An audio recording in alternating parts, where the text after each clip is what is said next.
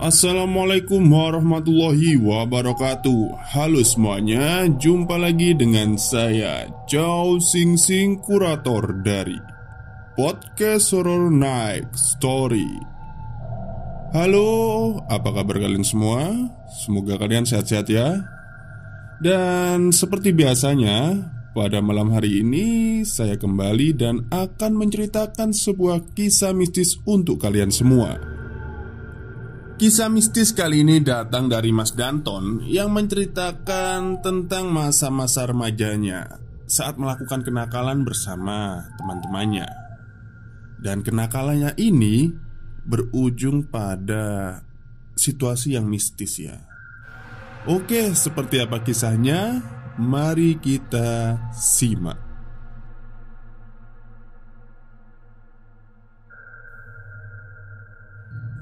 Selamat malam Mr. Chow Sing Sing. Kita bertemu lagi dalam sebuah tulisan. Kali ini saya akan bercerita lagi tentang kisah seram yang saya alami sewaktu saya masih remaja dulu, di kota kelahiran saya, di Kabupaten Garut. Cerita ini berlatar belakang pada tahun 2008 di sebuah desa di Kecamatan Wonorejo yang ada di Kabupaten Garut. Saat itu saya baru saja lulus sekolah SMA. Dan karena nggak ada biaya untuk melanjutkan ke tingkat pendidikan yang lebih tinggi dan cari kerja sana-sini tak kunjung dapat, alhasil saya waktu itu menganggur. Untuk mengobati kejenuhan saya, daripada diam di rumah saja, saya mulai memberanikan diri untuk bergaul dan main dengan anak-anak kampung sebelah, yang sebetulnya mereka juga menganggur seperti saya. Jadi ya, kegiatan saya selama dengan mereka yaitu dari pagi sampai sore kami semua belajar mencukur rambut dari desa ke desa. Dan pada sore harinya kami main layangan atau main bola di sawah. Dan malamnya kumpul di pos ronda sambil bermain gitar dan masak-masak di pos ronda dari maghrib sampai tengah malam. Karena keterbatasan uang, jadi bahan-bahan untuk masak di pos ronda pun seringkali kami dapatkan dari hasil curian dari kebun orang lain. Ya, kelompok kami terkenal nakal saat itu. Bahkan kami gak segan-segan untuk memetik semua buah kelapa di kebun tetangga, dan kami minum airnya di pos ronda bersama-sama. Penjarahan kebun-kebun punya tetangga pun nyaris kami lakukan setiap malam. Dan supaya nggak ketahuan mencuri, kami hanya mengambil sedikit saja dari setiap petak kebun dan membuat semuanya seolah-olah diakibatkan oleh hama tanaman. Ya, walaupun begitu terkesan nakal dan jahat, tapi saat itu saya merasakan bagaimana hangatnya kebersamaan dan persahabatan dengan teman-teman seperjuangan setiap malamnya di pos ronda. Meski kekurangan uang karena udah gak memperoleh jatah uang jajan lagi dari orang tua, jujur, saya sangat bahagia sekali saat itu. Di suatu malam kami berdiskusi di pos ronda tentang mau masak apa enaknya malam ini. Saat itu teman sekaligus sepupu saya yang bernama Yayap menyarankan untuk bakar jagung saja, karena kebunnya nggak terlalu jauh dan punya bibitnya sendiri. Tapi teman-teman yang lain pengen makan makanan yang bisa langsung dimakan saja waktu itu. Dan teman saya yang bernama Derry pun mengusulkan kalau kita nyuri pisang saja. Soalnya di tengah sawah dekat kebun bambu itu ada kebun pisang yang luas, dan pisang di sana itu matang-matang semua, tapi nggak pernah dipanen sama yang punya. Daripada nanti busuk dimakan kelelawar. Mendengar perkataan Derry, kami pun sepakat pergi ke kebun pisang tersebut.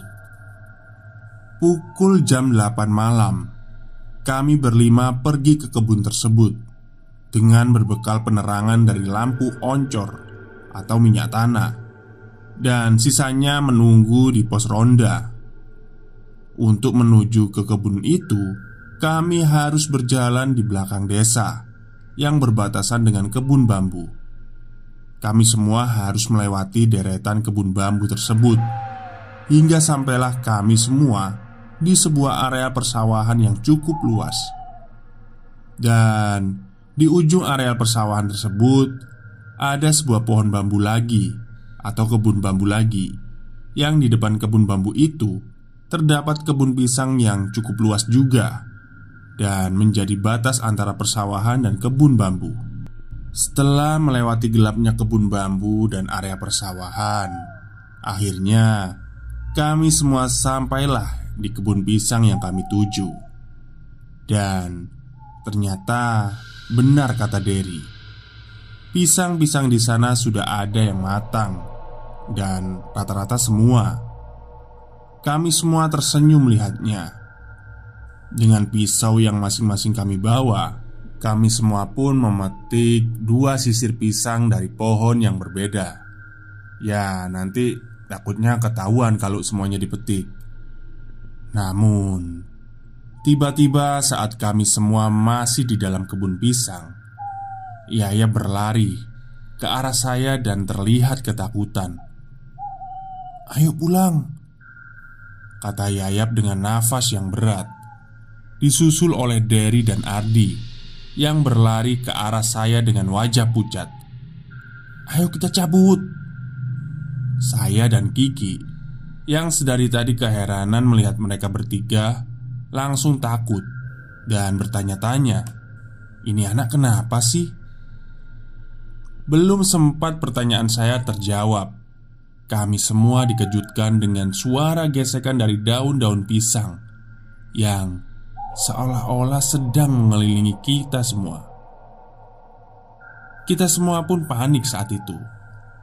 Sampai ketika semua obor yang kami bawa mati dan hanya menyisakan obor saya saja yang menyala. Kami semua langsung merapatkan diri satu sama lain. "Tenang, tenang, mungkin cuma musang," kata saya. "Ya, kalaupun benar musang, tetap aja bahaya. Apalagi kalau ini koloninya," jawab Gigi. Sedangkan Derry dan Yayap serta Ardi hanya terdiam ketakutan. Hingga pada suatu momen, ketika saya mengarahkan cahaya obor saya ke suatu jajaran pohon pisang yang berdekatan dengan kebun bambu, sekilas saya melihat seperti ada sosok yang bergerak, bersembunyi di belakang jajaran pohon pisang tersebut. Melihat itu saya dan Kiki saling tatap, lalu memberi kode untuk diam ke semuanya dan jangan lari, agar kami semua nggak panik. Namun, tiba-tiba sosok itu melayang ke atas dedaunan pohon pisang dan turun tepat di depan kami semua. Sebuah sosok tulang belulang yang terbungkus kain kafan putih lusuh. Ya, yang kami lihat itu adalah sosok pocong. Tapi yang membuat kami semua terdiam untuk beberapa detik ketika melihat pocong itu adalah bagian kain kafan di kepalanya terbuka dan memperlihatkan bagian tengkoraknya saja, serta mulutnya yang menganga. Kami yang sedari tadi berusaha untuk tidak panik, akhirnya pecah dan berlarian tak tentu arah. Kami semua lari sekuat tenaga, sampai harus terpelanting masuk ke sawah ketika menginjak permukaan jalan rumput yang becek. Hingga pada akhirnya kami semua sampai di pos ronda. Dan ketika kami berlima menceritakan tentang sosok pocong yang kami jumpai saat mengambil pisang ini, teman-teman kami yang lain hanya menyimak saja dan ketawa ketika kami juga menceritakan kejadian konyol seperti pas jatuh di sawah. Dan akhirnya malam itu pun kami lalui sambil bermain gitar dan makan pisang di tengah-tengah api unggun yang kami buat di depan pos ronda. Pada jam 12 malam, kami semua bubar dari pos ronda dan pulang ke rumah masing-masing. Sebelum tidur, saat itu saya membersihkan diri dulu karena masih banyak sisa-sisa lumpur sawah di baju dan di kaki tentunya. Jadi pada waktu itu, setiap kamar mandi di desa saya itu terletak di luar rumah. Ya, agak sedikit harus keluar rumah lewat pintu belakang. Dan ketika waktu itu saya sedang menimba air di sumur, samar-samar saya menghirup aroma busuk dari suatu tempat. Mungkin salah satu ayam piaraan saya yang mati, pikir saya saat itu. Ketika membilas sela-sela kaki, ini kok ada karung? Karung apaan ya? Kok ada di sini? Kata saya.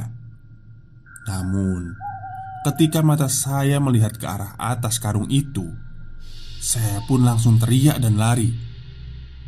Pocong! Dan langsung masuk ke dalam rumah serta mengunci pintu. Malam itu pun saya lalui dengan ketakutan.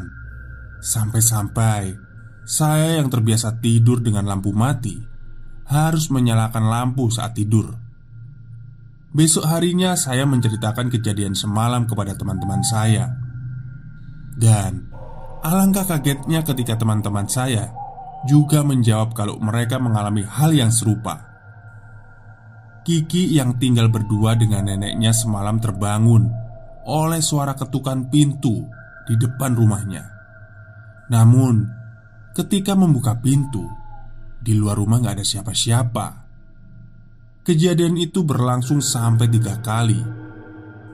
Saking jengkelnya saat itu, Kiki menunggunya di jendela samping pintu rumah.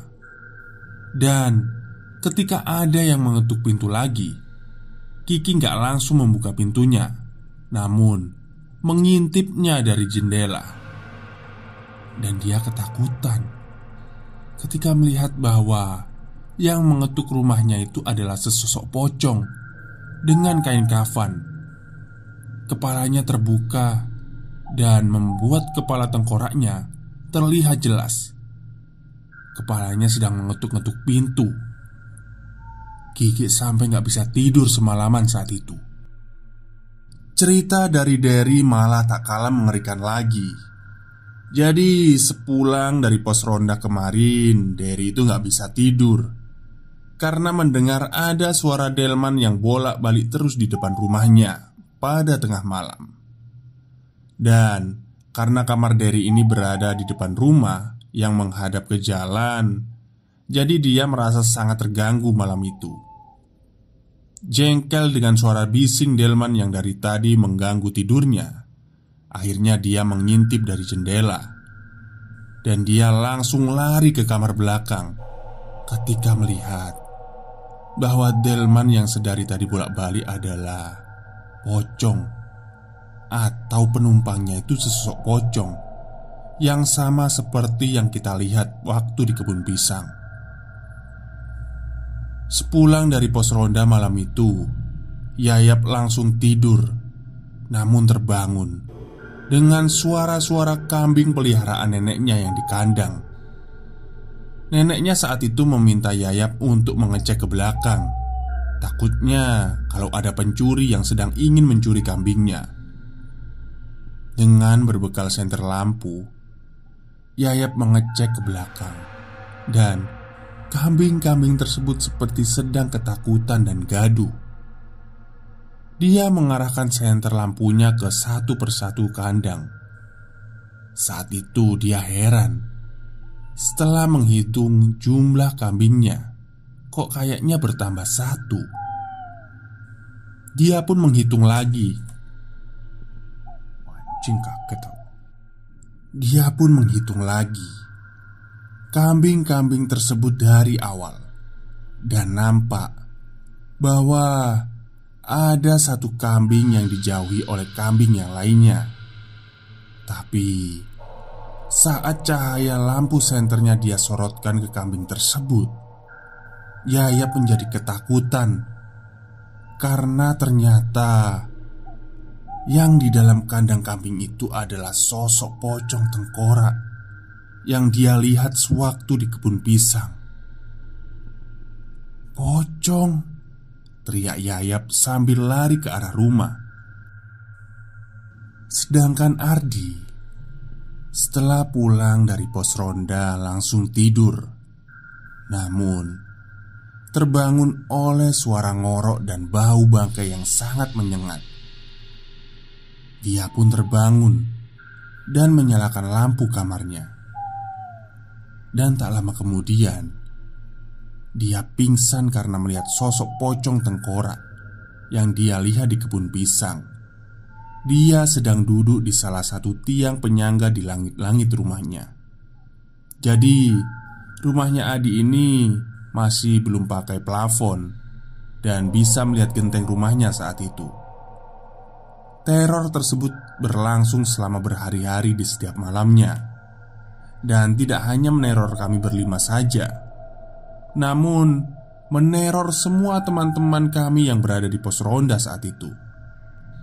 Nenek Yayap yang merasa khawatir atas teror pocong yang terjadi pada cucunya, dia pun langsung menemui seorang kiai yang ada di sebuah pesantren dan letaknya gak jauh dari area pohon pisang itu. Dan kiai tersebut menemui Yayap secara langsung dan menanyakan bagaimana awal mula teror pocong tersebut. Yayap pun menceritakan kalau teror pocong yang dialaminya saat itu berawal saat kami semua mencuri pisang di kebun pisang yang ada di samping hutan bambu. Mendengar jawaban Yayap saat itu, Pak Kiai menjawab kalau kebun pisang itu punyanya Pak Cecep. Jadi Pak Cecep ini selain mempunyai kebun pisang, dia juga punya peternakan ayam, kolam ikan, dan kebun singkong. Yang semua kebunnya itu mempunyai sosok gaib penjaga kalau-kalau ada yang mencuri di kebunnya. Sekarang Pak Cecep sedang sakit di rumahnya di desa X. Jadi sebaiknya kalian semua pergi ke sana, minta maaf sama Pak Cecep karena telah mencuri di kebun pisangnya. Mendengar perkataan dari Pak Kiai, langsung saja Yayap menemui kami semua di pos ronda dan memberitahukan penyebab dan solusi dari teror pocong tersebut. Dan setelah semua teman-teman kami berkumpul, kami pun pergi ke rumah Pak Cecep yang ada di desa X untuk meminta maaf. Saat kami temui Pak Cecep di rumahnya, ternyata Pak Cecep sudah lama sakit dan hanya bisa terbaring di tempat tidurnya selama berbulan-bulan. Mungkin itu sebabnya kebun pisangnya sudah lama tak terurus oleh dia. Kami semua pun meminta maaf karena telah mencuri dari kebunnya. Dan akhirnya teror pocong yang kami semua alami selama 7 malam itu berakhir. Sekian pengalaman horor yang saya alami sewaktu kecil. Dan jangan ditiru. Oke, terima kasih kepada Mas Danton yang sudah kembali mengirimkan kisah mistisnya pada podcast Horror Next Story. Dan saya harap pada malam hari ini jangan ada yang pernah mencuri di kebunnya orang ya. Takutnya itu si pemilik ini menaruh